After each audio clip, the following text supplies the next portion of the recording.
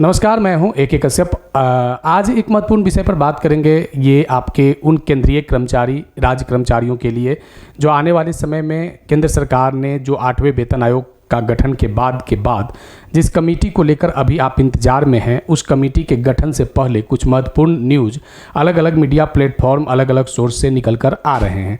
इसी में एक महत्वपूर्ण बात है जो NCJCM जो एक महत्वपूर्ण भूमिका आपके 8th पे कमीशन में निभाएंगे। इसके जो सेक्रेटरी हैं मिस्टर शिव गोपाल मिश्रा, इन्होंने एक टीवी इंटरव्यू में कुछ महत्वपूर्ण बातों को कहा है। उसमें आज इस वीडियो में समझेंगे कि आने वाले समय में 8वें वेतन आयोग के फिटमेंट फैक्टर की आशा सभी केंद्रीय कर्मचारी पेंशन भोगी को है। इसके अलावा जो राज्य एम्प्लॉय हैं उनके लिए भी काफ़ी यहाँ पे दिलचस्प होने जा रहा है 8वां वेतन आयोग से संबंधित कुछ महत्वपूर्ण बातें। अगर अभी आप नए जुड़े हैं तो चैनल को जरूर सब्सक्राइब करके बेल आइकन को दबा दीजिएगा। वीडियो अच्छा लगेगा तो लाइक शेयर जरूर कीजिएगा। 8वें वेतन आयोग से संबंधित बातों को आप मीडिया प्लेटफॉर्म में देख सकते हैं, क्योंकि यहाँ पे कुछ सुधार की गुंजाइश देखे जा सकते हैं, क्योंकि अभी तक कमेटी गठित नहीं हुआ है। लेकिन जो TOR है, टर्म ऑफ रेफरेंस है, वहाँ पे जो बहुत सारे ऐसे सुझाव मांगे भी गए हैं और आने वाले समय में इसे संबंधित सुझाव मांगे जाएंगे, जिसमें महत्वपूर्ण भूमिका के रूप में NCJCM के द्वारा उठाया जाएगा, क्योंकि NCJCM एक मशीनरी है जो केंद्र सरकार के पास अपने कर्मचारियों के पक्ष को रखता है।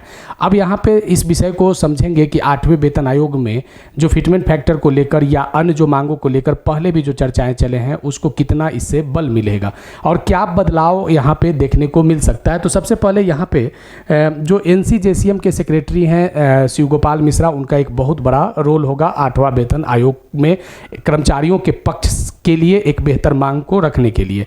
अब यहाँ पे जरा देखिए कि इस लेटर को कि जो 23 जनवरी 2025 को 8th CPC को लेकर यहाँ पे सजेशन मांगा गया था, ये लेटर, और ये सजेशन के बाद यानी जनवरी से लेकर मई महीने तक इसके बाद एक लंबे समय बीतने के बाद भी अभी तक जो कमेटी गठित नहीं हुआ है। लोगों को ये आशा है कि आने वाले समय में जून के अंतिम सप्ताह तक कमेटी गठित हो जाएगा।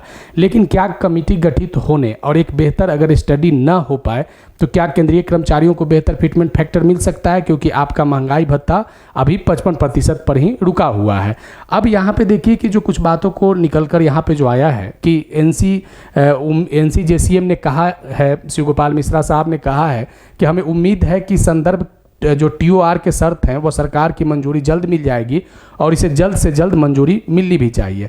यहाँ पे देखिए जो सुझाव मांगे गए थे टर्म ऑफ रेफरेंस के तहत, इसमें महत्वपूर्ण सुझावों में से NCJCM के सेक्रेटरी का जवाब था कि कई महत्वपूर्ण मांगों को रेखांकित करते हुए एक हमने मसौदा प्रस्तुत किया है। और ये मसौदा जो है सबसे पहले न्यूनतम वेतन को लेकर है। तो 7वां वेतन आयोग में न्यूनतम वेतन लगभग 18,000 रुपया था। अब न्यूनतम वेतन में बढ़ोतरी तभी हो सकता है जब एक बेहतर फिटमेंट फैक्टर यहाँ पे लग जाए। अभी देखिए जो बातें पहले 7th पे कमीशन में चल रहे थे कि 2.57 का फिटमेंट फैक्टर जो सबसे ज़्यादा केंद्रीय कर्मचारियों को प्रभावी करने वाले फिटमेंट फैक्टर में से रहा था।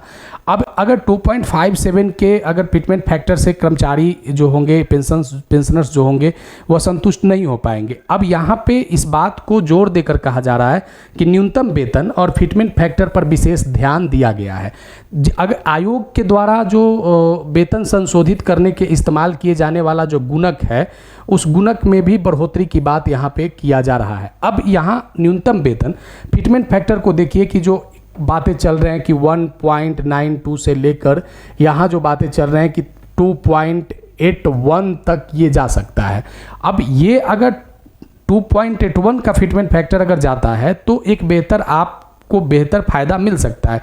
लेकिन अगर 1.92 के फिटमेंट फैक्टर से अगर आपको संतुष्ट होना पड़े तो 7th पे कमीशन की तुलना में जो वेतन वृद्धि था वो 8वें वेतन आयोग में आपको कम देखने को मिलेगा।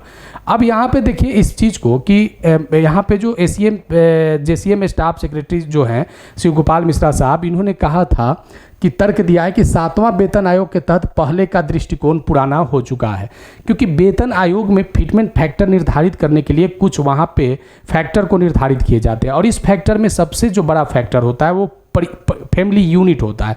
अभी तक जो फैमिली यूनिट निर्धारित किया गया है वो 3 पॉइंट निर्धारित किए गए थे, जिसमें पति पत्नी और एक बच्चे। अब यहाँ पे कहा जा रहा है कि जो संयुक्त फैमिली है, जो ज्वाइंट फैमिली है, उसमें माता पिता का भी एक अहम रोल होता है। अब यहाँ पे जो फिटमेंट फैक्टर की जो बातें चल रहा है कि जो 3 यूनिट है इसे बढ़ाकर 5 यूनिट किया जाए। अगर 5 यूनिट अगर ये बढ़ जाता है, 5 यूनिट बढ़ने से यहाँ पे क्या होगा कि एक बेहतर फिटमेंट फैक्टर आपको देखने को मिल सकता है, क्योंकि जब यूनिट बढ़ेगा तो यहाँ पे उसके जो मल्टीपल फैक्टर हैं वह भी बढ़ जाएंगे। तो अभी तक जो मिल रहा था वह 3 यूनिट मिलता था, और यहाँ पे अब जो बातें चल रहे हैं वह चल रहा है 5 यूनिट का, यानी इसमें जो माता और पिता हैं उनको ऐड करने की बात इसमें चल रहा है। तो अगर 5 यूनिट ऐड किया जाता है तो आपके वेतन में, आपके पेंशन में एक बहुत बेहतर वृद्धि आपको देखने को मिल सकता है। लेकिन अब आने वाले समय में ये देखना होगा कि जो इनका तर्क है 7वां वेतन आयोग को लेकर, इस तर्क को केंद्रीय सरकार कितना तवज्जो देता है और किस तरीके के यहाँ पे फैमिली यूनिट को निर्धारित करता है। अब यहाँ पे एक बात को यहाँ पे भी मेंशन किया गया है कि caring for parents is not just a moral duty but also a legal obligation under the Maintenance and Welfare of Parent and Senior Citizen Act 2022। ये जो कानून जो बना था सीनियर सिटीजन एक्ट 2022, इस कानून के तहत प्रावधानित किया गया है कि किस तरीके से अपने पेरेंट के जो लाइफ है उस आधार पर उन्हें कैसे देखभाल किया जाए। तो उस कंडीशन में यहाँ पे आपकी एक केवल ये मोरल ड्यूटी नहीं है बल्कि लीगल ऑब्लिगेशन भी है। तो ये एक नैतिक कर्तव्य के अलावे भी ये एक कानूनी रूप में लाया गया है। तो इस कारण से ये लग रहा है कि 2 यूनिट यहाँ पे बढ़ सकता है। तो अगर इस तरीके के अगर सीनियर सिटीजन एक्ट 2022 अगर लागू होता है तो यहाँ पे 2 यूनिट बढ़ने की संभावना हो सकते हैं। देखिए यहाँ पे कुछ और बातों को मेंशन किया गया है जो आप देख सकते हैं। 8वें वेतन आयोग में जो चर्चा चल रहे हैं उसमें सबसे पहले यहाँ पे जो बातें चले थे कि लेवल को मर्ज करने की बात चल रहा था कि लेवल 1 को 2 से मर्ज कर दिया जाए, 3 को 4 से मर्ज कर दिया जाए, 5 को 6 के साथ मर्ज कर दिया जाए। अगर ऐसा होता है तो लेवल की जो संख्या है वो घट जाएगा, यानी 1 से 6 तक जो लेवल थे वह 3 लेवल में निर्धारित हो जाएंगे। यहाँ 8th पे कमीशन में ये भी बात आपको देखने को मिल सकता है आने वाले समय में।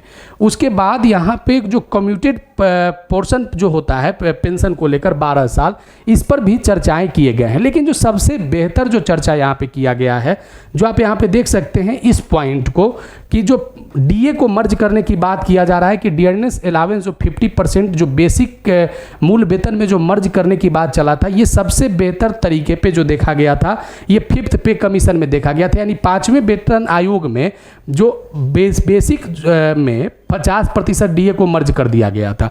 अभी जो आप देख सकते हैं कि जो बेसिक में आपका अगर डीए अभी बढ़कर गया है 55% और एक डीए आपको 7वें वेतन में और बढ़ने वाला है जुलाई में।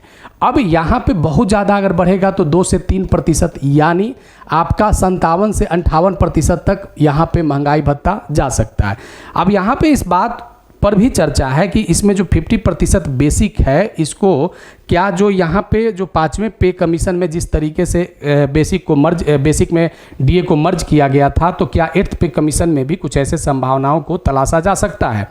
अब देखिए यहाँ पे इस बात को जरा समझना है कि जो बेसिक पे 55% है और अगर 57 से 58% होता है तो यहाँ पे क्या इसको मर्ज करने के बाद जो फिटमेंट फैक्टर का जो आशा है, ये फिटमेंट फैक्टर में कितना ज़्यादा बढ़ोतरी हो सकेगा। क्योंकि यहाँ पे आप एक चीज़ को देखिएगा कि जब 2016 में 7वां वेतन आयोग आया था तो 6ठे वेतन आयोग में 125% डीए हो चुका था और इस 125% डीए पर 2.57 फिटमेंट फैक्टर लगा था। अब भी आप जो हमने 57 से 58% कहा, अब इस पर तो फिटमेंट फैक्टर अगर इस तरीके पर अगर चला जाए तो फिटमेंट फैक्टर में काफ़ी कमी देखा जाएगा। तो इसी कारण कुछ बातों को यहाँ पे और मेंशन किया गया जिसमें फैमिली यूनिट को बढ़ाने की बात भी किया गया है। आने वाले समय में जेसीएम स्टाफ साइड के जो सेक्रेटरी हैं ये किस तरीके से अपने कर्मचारियों के लिए अपना पक्ष रखते हैं, कितना बेहतर फिटमेंट फैक्टर लाते हैं, अब इस चीज़ को यहाँ पे देखना है। कमेटी का गठन होना और अभी रिपोर्ट आना और उसके बाद इसे प्रभावी करना, ये अभी एक लंबे समय से गुजरना है। इसे लगभग अगर बात करें तो 17-18 महीने का समय अभी कमेटी गठन होने के बाद भी चाहिए। तो एक बहुत महत्वपूर्ण मुद्दा है क्योंकि कर्मचारियों को आशा था कि 1 जनवरी 2026 से हमें बढ़ा हुआ वेतन 8वें वेतन आयोग में मिलेगा, लेकिन ऐसा अब दिख नहीं रहा है। तो आने वाले समय में देखते हैं यहाँ पे कि जेसीएम स्टाफ साइड के जो सेक्रेटरी हैं या क्या कुछ करिश्मा कर पाते हैं या फिर से कर्मचारियों को, केंद्रीय कर्मचारी पेंशनर्स को निराशा ही देखना पड़ेगा, जिस तरीके से अलग अलग वो कोरोना काल में 18 महीने के जो डीए एरियर था उस पर देखने को मिला, या जो जिस अपेक्षा के साथ वे सोच रहे थे कि मूल महंगाई भत्ता मेरा डियरनेस अलावेंस बढ़ेगा या रिलीफ बढ़ेगा, उस तरीके से नहीं बढ़ पाया। तो क्या फिर से ये करिश्मा कर पाते हैं या फिर से निराशा ही लोगों को हाथ लगेगा? मिलेंगे आगे फिर नेक्स्ट वीडियो नेक्स्ट टॉपिक में। नए जुड़े हैं तो सब्सक्राइब जरूर करके बेल आइकन को दबा दीजिएगा। 8th पे कमीशन संबंधित और कुछ अगर बातें होंगी तो जरूर चर्चा में लाएंगे। धन्यवाद।